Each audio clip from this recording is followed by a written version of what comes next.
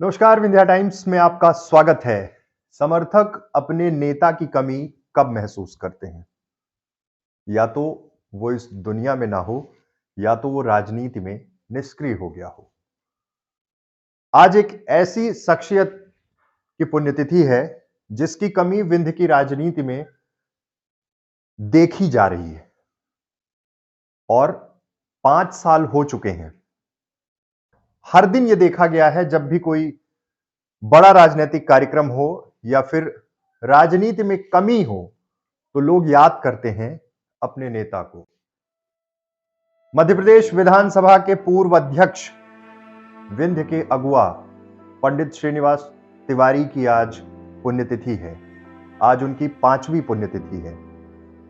उनके सियासी सफर में तमाम ऐसे किस्से जुड़े, चाहे वो अटल बिहारी वाजपेयी के रीवा में हेलीकॉप्टर लैंड करने का मसला हो, या मध्य प्रदेश के विधानसभा में अपनी आक्रामक कार्यशैली का मसला हो। उसके साथ ही रीवा के लिए उन्होंने जो कुछ किया, विंध्य अंचल के लिए जो कुछ किया, आज भी समर्थक उनके राजनीतिक पराक्रम को याद करते हुए भावुक हो जाते हैं। आप सोचिए, ऐसा अक्सर क्यों होता है कि तमाम समर्थक अपने नेताओं को याद करते हैं और उस कमी को महसूस करते हैं।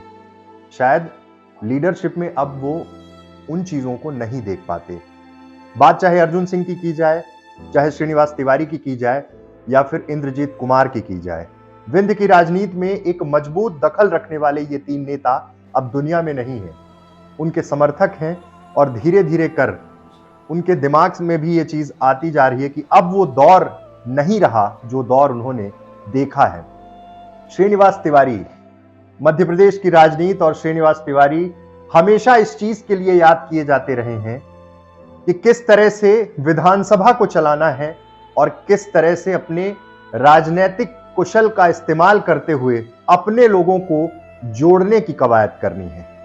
अमैया का वो दरबार तमाम पुराने लोगों को, और जिन लोगों ने श्रीनिवास तिवारी के कार्यकाल को देखा है, उसके बाद का समय भी देखा है, हमेशा याद आता रहेगा।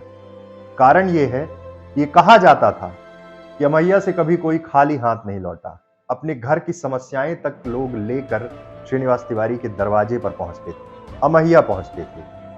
वहां समाधान होता था। घर के घरेलू झगड़ों तक को सुलझाने की जिम्मेदारी श्रीनिवास तिवारी के कंधों पर थी। यानी कि ये पूरा रीवा उनके लिए एक परिवार जैसा था। राजनीतिक सफर श्रीनिवास तिवारी का कांटों जैसा ही रहा। तमाम उन्होंने संघर्ष देखा। संघर्ष के बाद जब उपलब्धि देखी, तब तमाम अपने घर परिवार के बहुत सारे अपनों को इस दुनिया से रुखसत करते हुए भी देखा।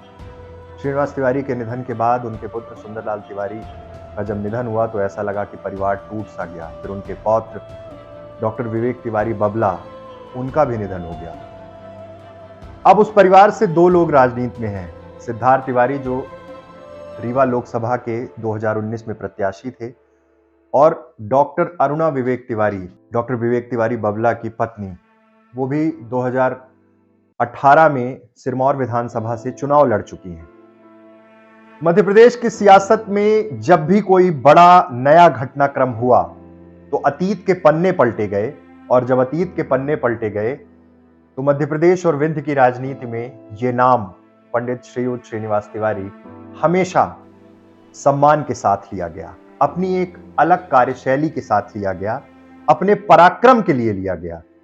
आज तमाम उनके समर्थक कार्यकर्ताओं को उनकी कमी खलती है। 5वीं पुण्यतिथि है, और हर साल जब उनका जन्मदिन हुआ करता था 17 सितंबर, तब रीवा में तमाम बड़े आयोजन होते थे और जनहित से जुड़े मुद्दों को लेकर ये आयोजन किए जाते थे। जब से बीजेपी की सरकार आई, उसके बाद सरकार के खिलाफ एक मोर्चा खोला जाता था। अब कार्यकर्ताओं को उनकी कमी खल रही है, और कार्यकर्ता ये मानते हैं कि वैसा नेता ना तो अब तक हुआ है, ना भविष्य में शायद उन्हें ऐसा नेता मिलेगा। बहुत बहुत धन्यवाद।